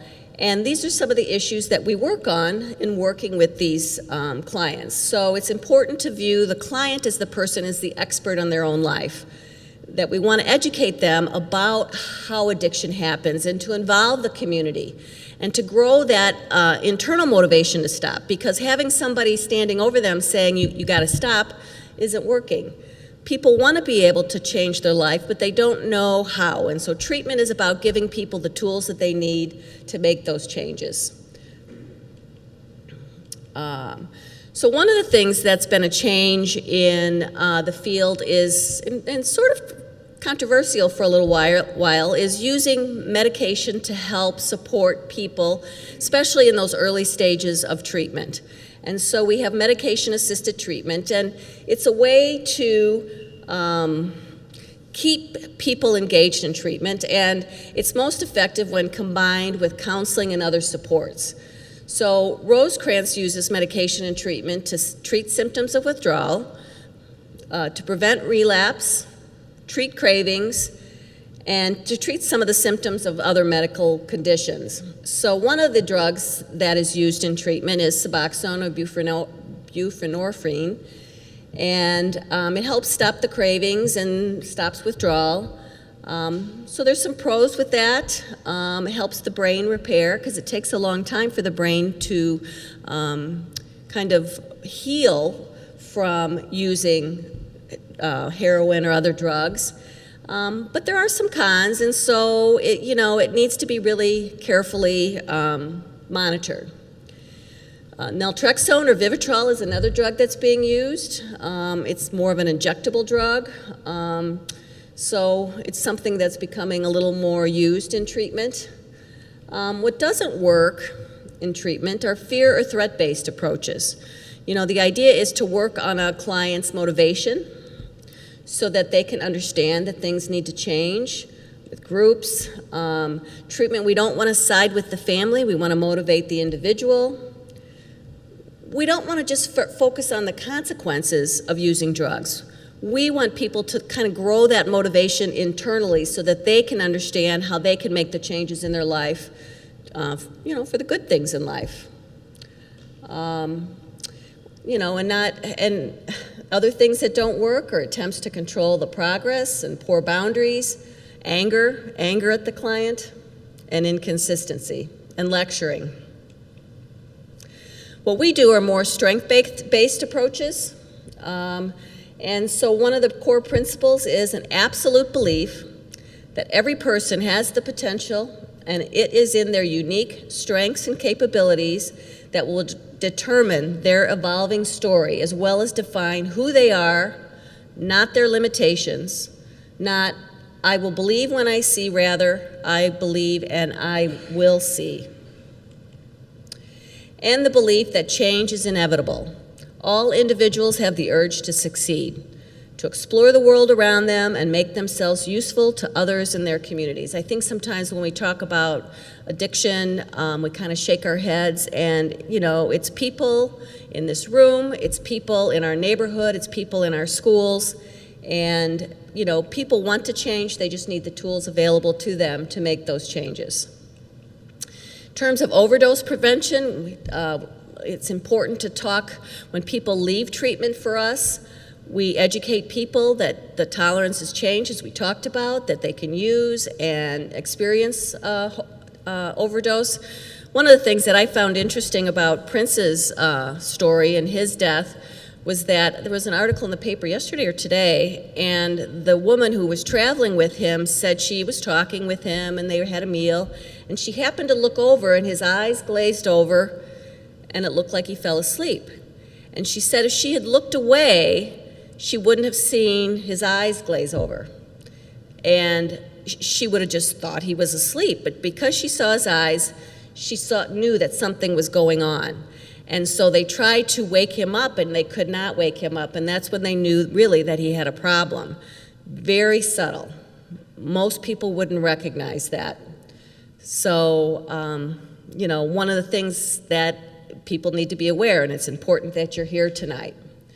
Narcan, our fire department will be talking about that, which is great, because people can't change and get better and receive treatment if they're not alive.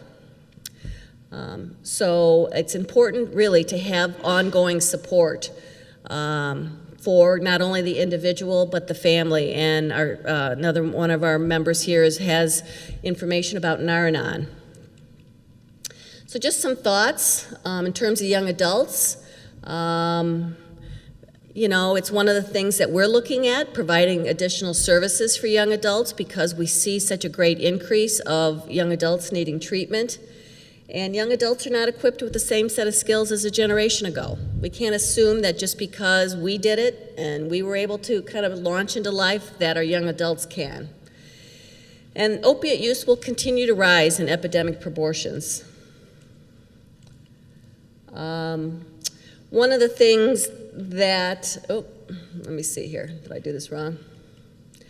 One of the things I think is that when you have any inkling that something's not right, to seek out professional help. It's so important because there's so many things that are always changing.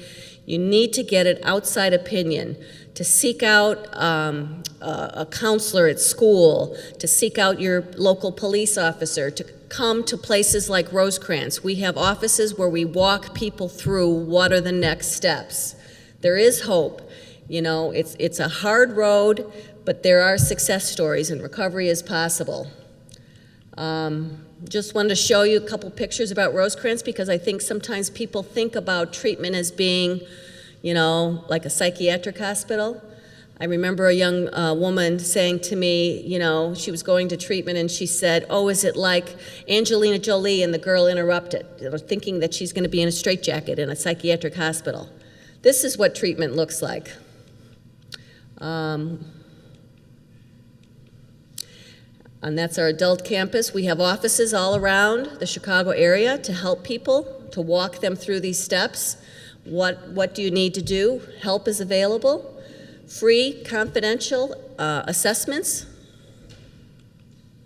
And there's our information about Rosecrans.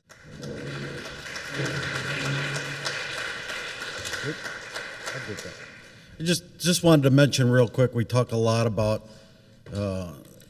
helping the person, and the family really needs help too during these very, very stressful situations.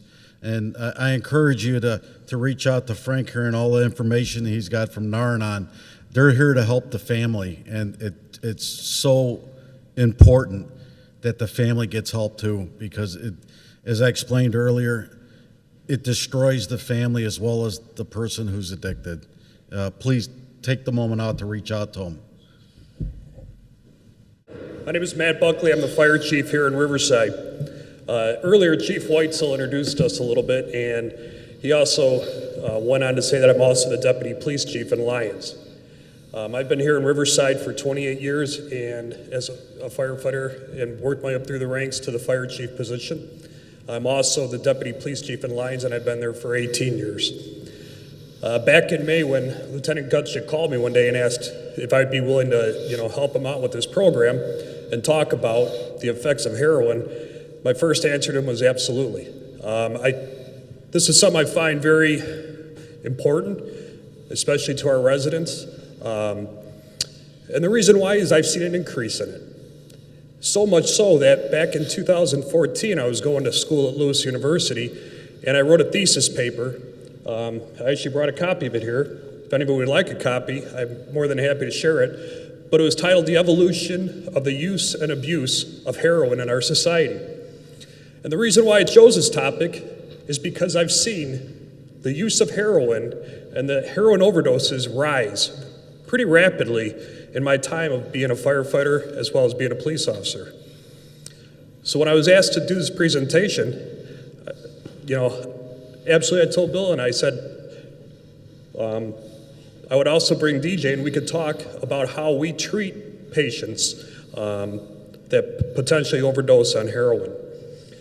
Going back to this paper, one of the only differences about this paper that I wrote back in 2014, other than that it's 2 years old right now, is the number of deaths and the number of addicts have increased dramatically. It's scary when you really look at the numbers and the amount of heroin deaths that have been occurring or the overdoses that have been occurring and how many there are.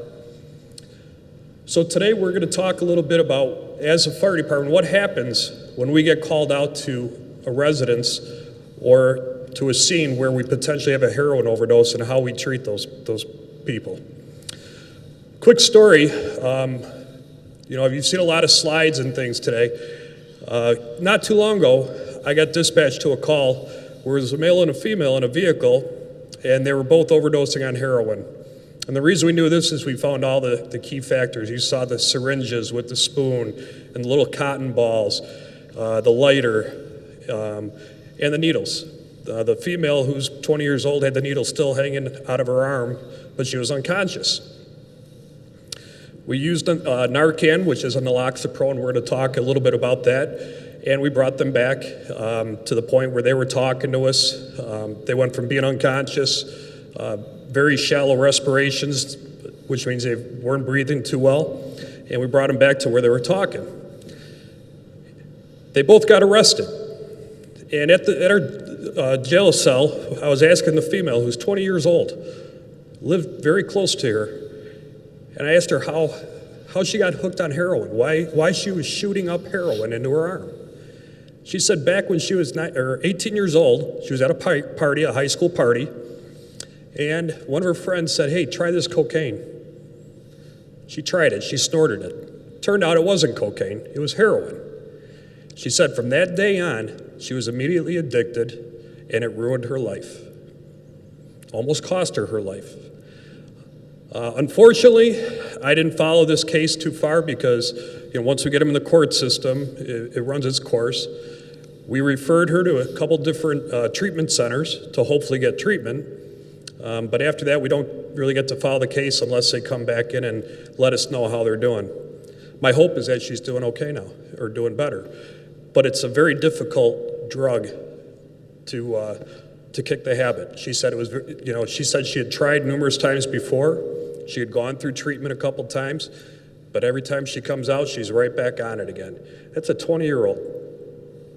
Unfortunately, it's here. It's here in Riverside. It's very close by all around us. It's very cheap and expensive, and it's easy to get. So with that, I'm going to turn it over to DJ Mahalik, one of our firefighter paramedics here in Riverside. He's also our emergency medical services coordinator. DJ does a lot of classes for our department in-house as well as outside of our department, and he's very good on how we treat our patients. Thank you, Chief.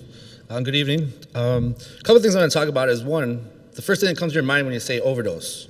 You're thinking heroin, you're thinking, again, 15 to 30-year-old people. The next slide I'm going to show you, there's something called accidental overdoses. So the fact of medicine cabinets, if there are children around, They might see mom and dad taking a pain pill, not knowing it's a pain pill, thinking it's candy, it's a vitamin. So they're going to take it, okay? And obviously, an adult's dose is a lot different than a child's dose. As well as if you have mom, dad, grandma, grandpa, who might not remember if they took their pain medication. So they're like, I'm not sure if I took it, but I'm in pain, let me take another one. So we get a call for the woman or the man that's laying in bed who's not acting right, okay? So cause of drug overdose is either by accidental overuse or by intentional misuse. Accidental overdoses result from either a young child or an adult with impaired mental abilities swallowing a medication left within their grasp. An adult, especially seniors, or people taking many medications, can mistakenly ingest the incorrect medication or take the wrong dose of medications. That's one of the things too, like if there's somebody in your family that is taking 7, 8, 9 medications, it's not a bad idea to separate them morning to night. Or if you get those pill containers where you could set it up Monday, Tuesday, Wednesday, Thursday, Friday, Saturday, and then put whatever they have to take daily so that they know if, I'm not sure if I took my pain meds or not, they could look at Monday, say, oh, today's Monday, oh, I took them. So you're gonna kind of cut down the possibility of that accidental overdose. We'll move into heroin overdose. Heroin can be smoked or snorted, but most users inject it into their veins to get the quickest high. That's the most dangerous way to take it. The user can overdose more easily by the injection method and may become infected by using dirty needles, okay? If they're addicted to drugs and they're looking to steal or take stuff from people so that they could afford that $10 bag, they're not gonna be able to buy clean needles. They might use friends' needles, as well as it takes us into the community to look out for too, is if you guys are walking along the river and you see a needle on the ground, that could have been used by 2, 3, 4, 5 different people. So that's something kind of want to be aware with, is that's how diseases could be spread, as well as how some of the people with, and some of the things that I'll be talking about is what we deal with when we're taking people to the hospital. We had a patient, it was probably about 2 years ago, that overdosed. We pushed Narcan, which we were talking about later, and we brought him back. So we talk en route to the hospital, we're taking him, and he had a tattoo. And he goes, you know, I got this tattoo special. I was like, what's special about it?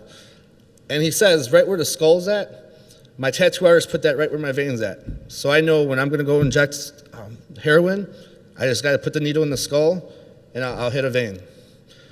So if they're really wanting it, there's a lot of things out there that are going to make sure that they get their high. So something simple like that, you just say, oh, it's a tattoo of a skull or a tattoo of whatever it is, but they have special meaning where they say, hey, if I just put it into that skull head, I'm gonna hit a vein. So it's kind of weird how they're kind of have things like that.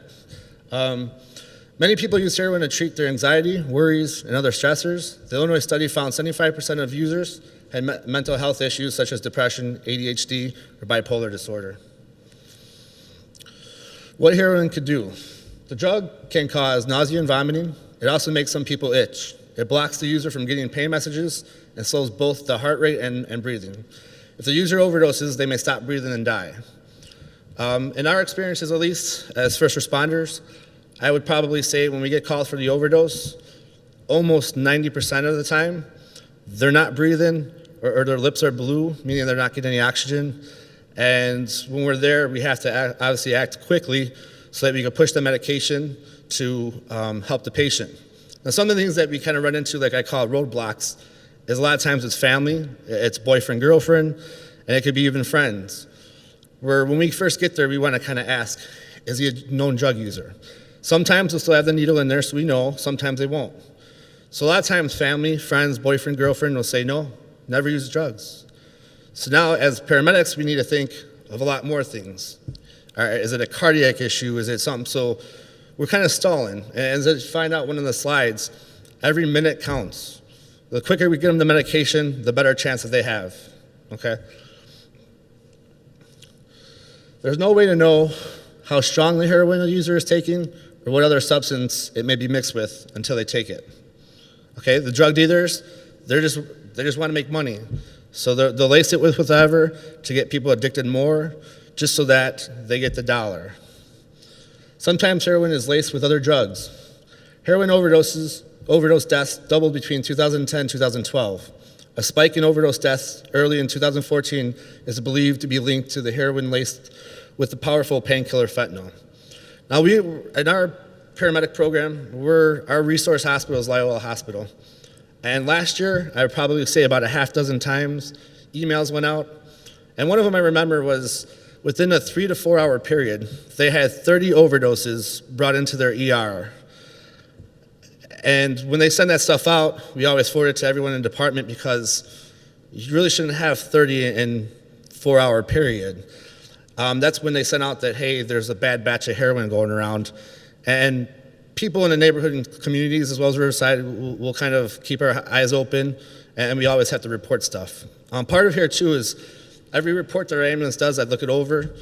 We have to submit stuff to them. So if I see, hey, we're having a lot of overdoses, or hey, we're having a lot of this thing, we always have to report it.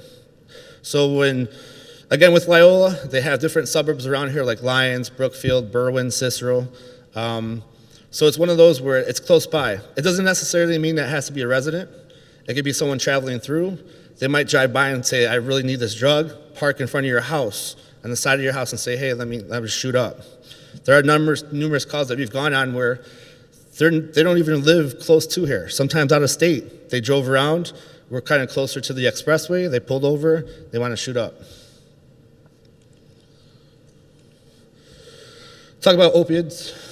It's also called opiates and narcotics. Our pain relievers made from opium, which comes from the poppy plant. Morphine and codeine are two natural products of opium.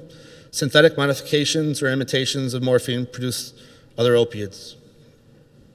And this is one of them too, though, where it is pretty popular on the street, where some of the times when we were able to reverse people that are not breathing, they tell us everything.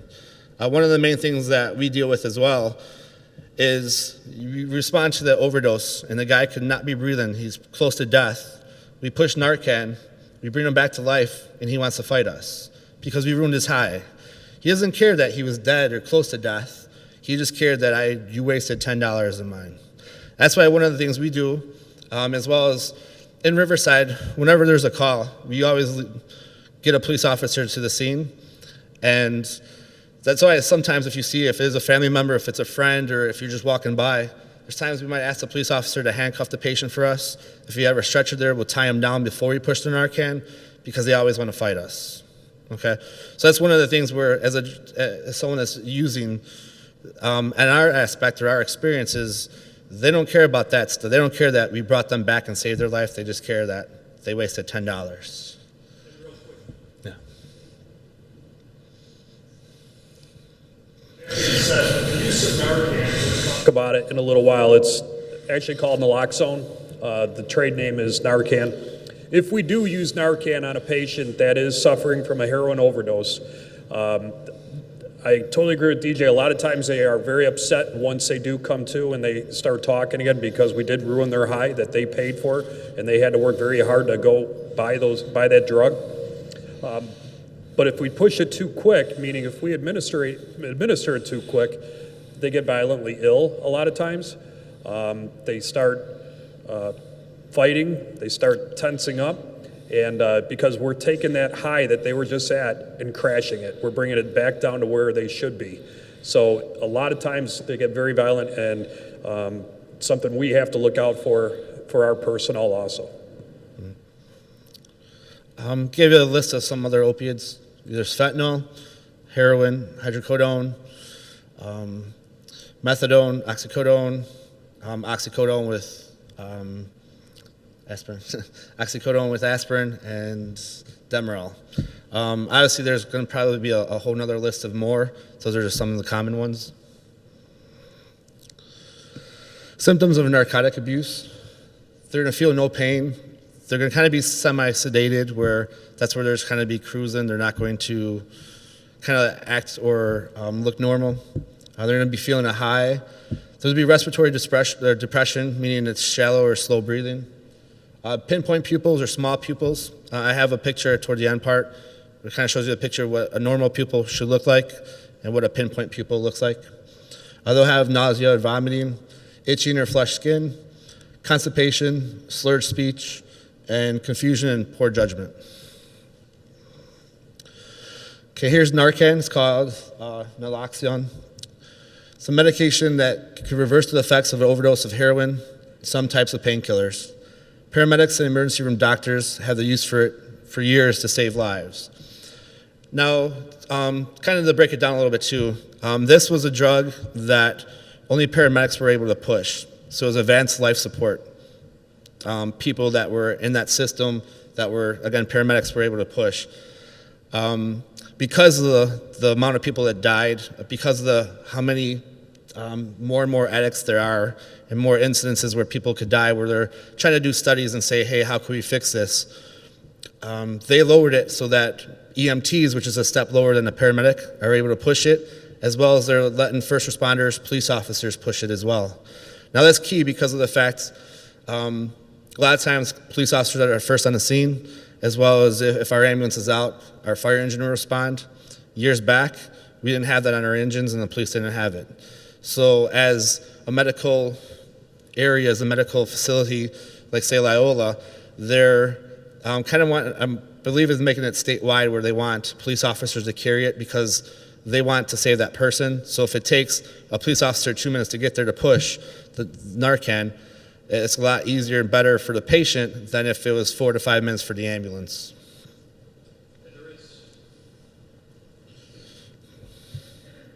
There is currently talk in the state legislature to make it where if a resident or a parent feels that they have a family member who may be using heroin or an opioid, they would be able to get a prescription through their doctor to keep that at home with them. For a little while, we're able to put our kids and show you what they look like, and that would be available to residents also. So we're hoping that does come to fruition. But as of right now, as DJ just said, before it was only paramedics and emergency personnel that could administer these doctors. Now they've even lowered it to where police officers, EMTs, first responders can administer this. And then they're also going to create it to where residents can get this with their own homes. If there is a possibility of a heroin or opioid addiction. Okay, so talk a little bit about Narcan. It blocks the effects of drugs made from opium or opiates. Opiates slow a person's breathing. If taken too much of one, breathing may stop and the person may die. If given soon enough, Narcan can counter the overdose effects, usually within minutes. And again, I know I mentioned it before, that's where family, friends, we're all in this as a group. We're there to help the patient, to breathe, have them breathe again. The police are there to help as well as we need family to identify saying, yes, he is a drug user, just so that we could administer our care a lot quicker. And even with that too, we transport to the hospital. I know as paramedics, we're going to tell the hospital the story, tell them what happened, give them a report, and we're going to tell them, hey, the patient needs help, the patient wants help. A lot of times, you get some really good stories in the back from the patients that you feel really bad for them, that they are good people, it's just that's what they have to turn to because they don't have anyone or they have some other underlying issues. Narcan is given by a shot or a nasal spray. I have a picture of the nasal spray thing that we use. Obviously for paramedics, we're able to do IVs. So again, we're going to restrain the patient. We'll have one person restraining as one person starting the IV, and then before we push it, we'll do it. A lot of times with the hospitals, with our system at least, they just changed it. Years back, you're able to push as much as you want. Then they kind of wanted to limit it because when we do push Narcan, the patient does get combative, the patient could vomit, and the patient could seize. So what they want now, what they had before, is they had us administering a lower dosage just so that we could maintain. So when we got there, the patient wasn't breathing or he's breathing 1 or 2 times a minute. We were able to push enough where he could breathe 10 to 12 minutes, or 10 to 12 breaths a minute so that he was stable. And then when they got to the hospital, they pushed the rest. Now they kind of gave it kind of the green light again where we could kind of push as much. A lot of the people, because of what we had before, will push enough just so we could get him awake rather than pushing it all at once, slamming it, where then he gets really combative in that.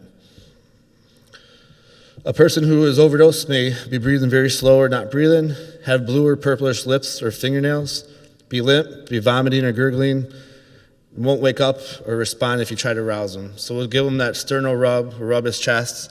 Hey, Billy. He won't wake up. A lot of times they're snoring. And again, some of the times they're laying there with the needle's still in their arm. This is for people that either know people, or if you come across somebody that might have overdosed, call 911 right away. If the person's not breathing, there's something called rescue breathing where you could breathe for the patient. And then give the person Narcan if they have that. So that's where Chief was talking about, if once they have it where it's at home, if the person has that, if it's a family member, go ahead and push it.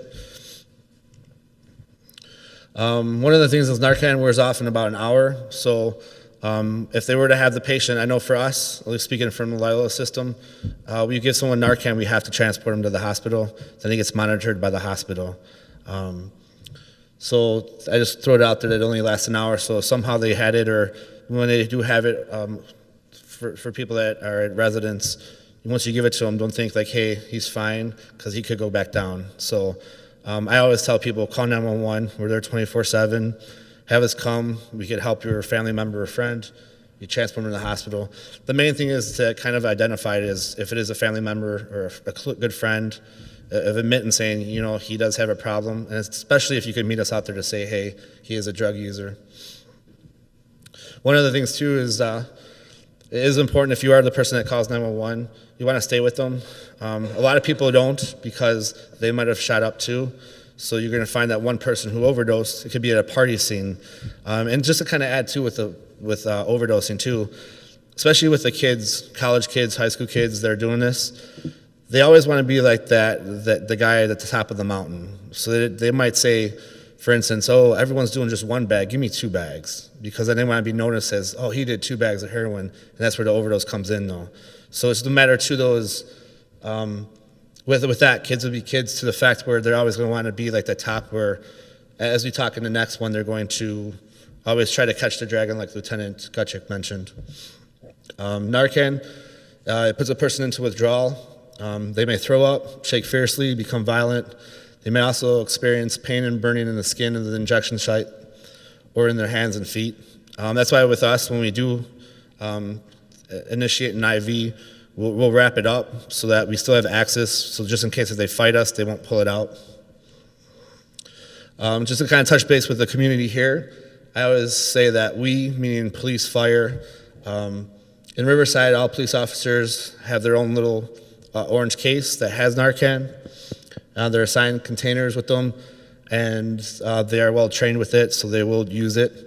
All Riverside Fire Department vehicles, so the trucks, the engines, our chief's truck, our officers' vehicles, they all have Narcan in there, so they're all ready to go. So if the ambulance is occupied, our first responders and as well as the police could help the patient out.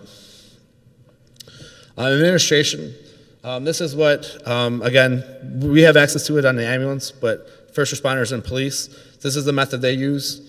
So I know it says, for us, if we're unable to get an IV, you load up the medication, it comes into a syringe, and there's a little kind of a cylinder top where you want to inject that to their nose.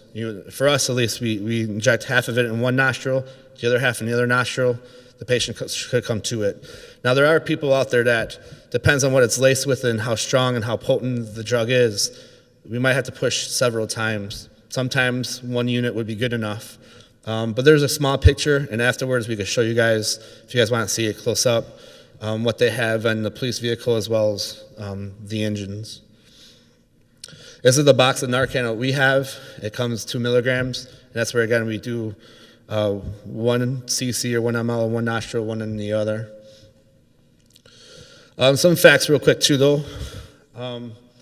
Again, how I mentioned, if it's a family member, if it's a friend, please tell us, you know, he is a drug user, because every minute counts. So right here, in 1 minute, and this is pretty much if patient's not getting any oxygen. 1 minute, brain cells begin to die, but survival is possible. After 3 minutes, serious brain damage likely. After 10 minutes, many brain cells have died, the patient is unlikely to recover.